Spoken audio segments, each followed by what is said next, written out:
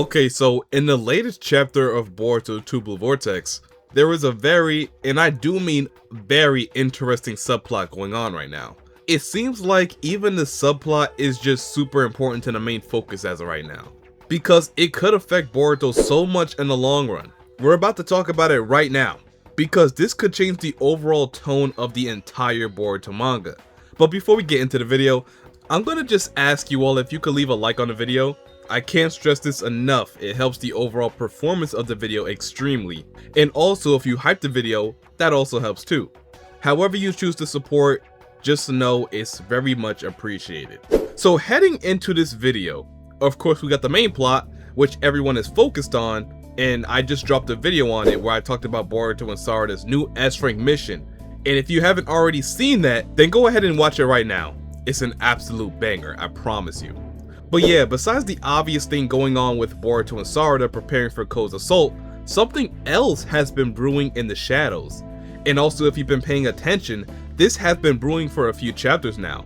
And just like I explained the Boruto and Sarada situation, I'll just do the same with this. So as you know, this subplot has to do with Amado mainly.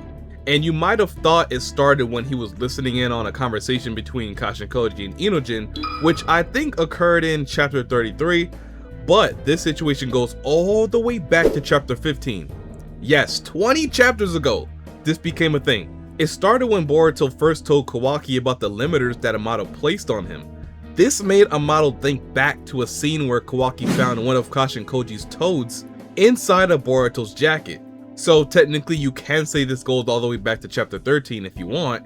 The point is, this has been going on for quite a while. And the whole reason I'm even making a video on it is because I believe this situation has officially reached its peak. So ever since this moment here with Amado thinking back to that moment, he's had his suspicions on Kashin Koji and whether he was alive or not. Actually, I think it's wrong to say suspicions, because I think he already knew Kashin Koji survived, just from this moment. But to try and find Koji didn't really cross his mind until later on in the Mamushi arc. And like I just said, we have this conversation right here to thank. This is when things really started heating up between Amato and Kashin Koji. So in this conversation, if you don't remember, Sarada just completely sold the mission, which resulted in Mamushi tightening up his defenses and multiplying over 1,000 more times. This caused a real panic on the battlefield and real panic within Inojin. So he asks Koji what was supposed to happen next according to prescience. And Koji tells him that the last time he got an update was about 4 days ago. And it was based on that intel that he imparted his new jutsu to him. So ever since that, he hasn't gotten anything else. So as far as they know, they're acting in the dark. Even as of right now in the story, they don't know what's going to happen in the future. And I guess Amato heard this and he questioned prescience. He was just wondering if such a thing was even possible. And you know when Amato gives that look, you know what look I'm talking about. He's thinking about something. Whether if it's good or bad, he's coming up with a plan to execute something that will benefit him. And according to everyone that knows Amato as a character and what he's after, we know prescience is a great ability to have at your disposal. When you're someone who's absolutely desperate to see your daughter again, even going as far as to clone her just to bring her back to life, you're willing to do a lot of things to accomplish that goal, whether it's righteous or not. So it's obvious Amato had his eye on prescience to peek into the future. This was the perfect opportunity to use it for his own gain, to see if his daughter gets revived or not. It's really as simple as that. And he went about it smart too. Kashin Koji flat out said that he didn't get a new prescience update in about 4 days. So he doesn't know what's going to happen in the future anymore since Inojin himself changed the course of fate using his new jutsu. So like I said, Amato's seen this as an opportunity. Actually, his only opportunity. Because guess what? The second Koji gets that vision, it's over. Koji would see right through Amato's plot and what he's trying to do. And then, I mean, he would just avoid it, right? So I can't stress this enough. This was Amato's only opportunity to make a move. And that's exactly what he did. So at the end of the Mamushi arc, Amado wasted no time getting to Kawaki, because he knew Kawaki was going to be the key in making this plan work. He had to get him on his side with something that Kawaki wanted most. Kawaki wanted power. So to offer Kawaki power was the one thing that would guarantee he would cooperate with Amato. And also, it further benefits Amato if Kawaki is as strong as possible. Because to Amato, Kawaki is the answer. He's the answer to his life's dream. He would do anything to protect that dream. Since Kawaki is the living embodiment of that, Amato will do anything to ensure he accomplishes his goals as well. So that includes being able to defeat the Shinju, vanquish Boruto, and Code. It's Amato's job to make sure he's strong enough to do those things. That's why he chose to give Kawaki more power. More power than he ever had in his natural born life. So in this scene, we see Amato giving Kawaki the power he always wanted. And by the way, I'm just going to tell you all now that a video is coming where I explain Kawaki's new power and why this power actually makes him stronger than you think. I would go as far as to say he could go toe to toe with Jura with this new power. So stay tuned, that video is going to be insane. But getting back into the video, Amado tells Kawaki that he's willing to give him everything he wants, but in return, he has some conditions that need to be met. And of course at first Kawaki thought he was talking about his daughter, but that wasn't the case. Amado needed him to do something else. And then after that we're shown a conversation between Amado and Inojin. Amado knows that Inojin is very close to Kashin Koji, so I'm afraid he's the #1 target to get close to Koji. So Amado gave Inojin some weird scroll that supposedly contained information on the Shinju, more specifically Mamushi from the battle prior. And you know what's the real funny part, right? Amado wanted Inojin to pass it along to Kashin Koji, but Inojin just wanted to give it to Boruto. When Amado gave that excuse that Koji would know the real importance of it, Inojin should have saw right through his deception. Isn't it a known thing that a ninja must see through deception? Ah man, Inojin has completely lost it. But Koji gave his insight too, so I can't completely blame Inojin for this one. I can't blame him at all. Amado simply outsmarted the both of them, and it's very apparent judging from this next scene. So we see Inojin chatting with Kashin Koji, and he tells him since they didn't get any prescience visions yet, they won't actually open the scroll. They'll only hang on to it for safekeeping. Before doing anything, knowing the future helps them move accordingly, and that's exactly what they're going to do. As you can see, the fan translation says they're going to check inside. It's obviously a mistranslation because it doesn't add up to what he said next. You can't open the scroll but want to wait until you get another vision to do anything. So the most logical answer is that it's a mistranslation and he really meant to say he's not opening the scroll yet until it's time he gets that vision. So Koji takes the scroll and uses reverse summoning to retrieve it from Inojin. But as you may have already guessed, it's a trap set by Amado. Kawaki was able to follow Koji back into his hideout by using Sukuna Hikona to hide until the last moment. The scroll was just a trick, and Koji along with Inojin completely fell for it. So this resulted in Amado being able to shut down Kashin Koji using his shutdown command code, Dead End Kashin Koji. We actually know the shutdown code for Delta, Kawaki, and Kashin Koji now. That's a surprise. Does Code have a shutdown command?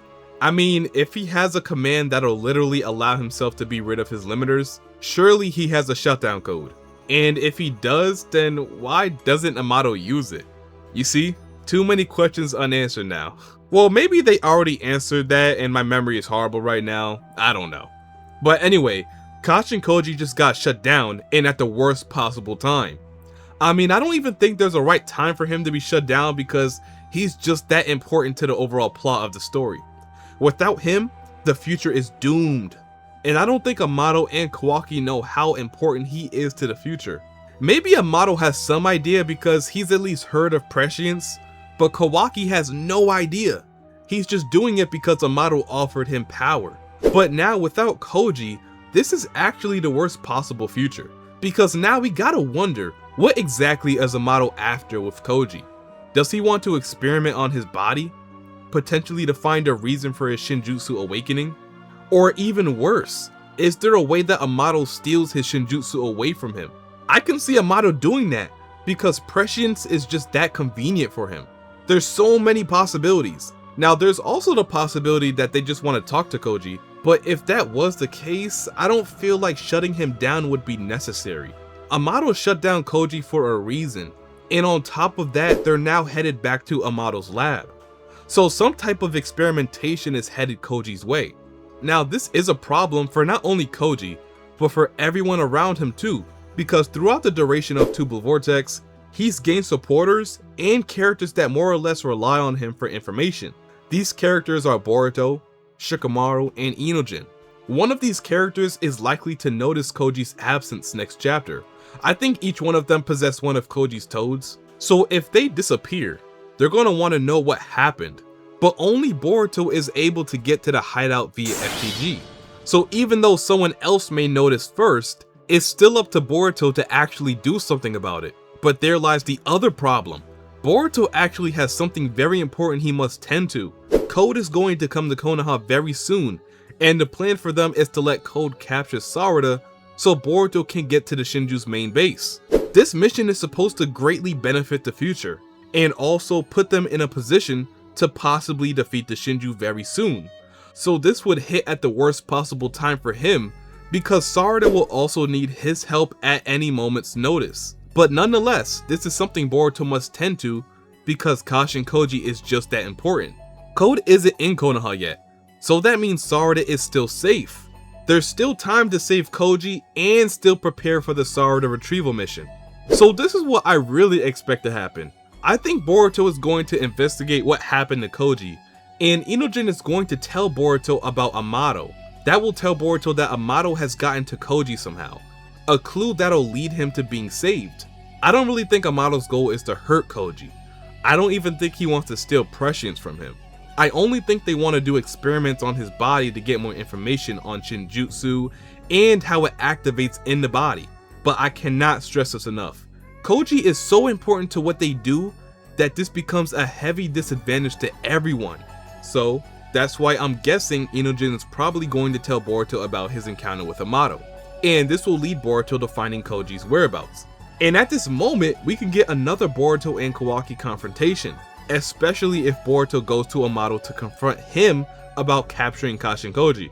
Kawaki is going to try and question Boruto about why he hid this secret alliance from him, and this could end up altering the trust that Kawaki had in Boruto. So that's what I'm mostly looking forward to with this encounter. How is Kawaki going to react to finding out that Boruto was hiding this from everyone for so long? He'll also want to know about what's really going on, what's prescience, and how have they been applying it to their operations up until now.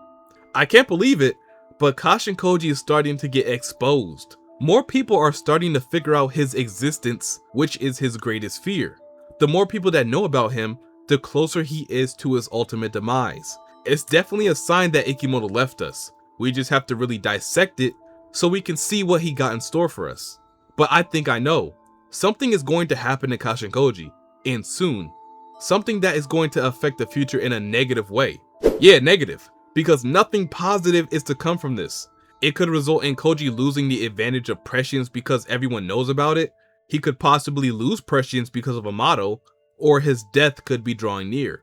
Let me know what you think is in store for Koji's future, and also what do you think Boruto will do because of this? Will he try and save him? Or will he focus on Sarada and his mission to invade the Shinju's base? Let me know all your thoughts and ideas on this matter down below, and as always, if you enjoyed this video, and don't mind seeing more like this in the near future, go ahead and like the video, comment, subscribe, and turn on the post notifications so you know whenever I upload, or go live for chapter spoilers. And until my next one, I'll see you boys and girls later. And I'm out. Peace.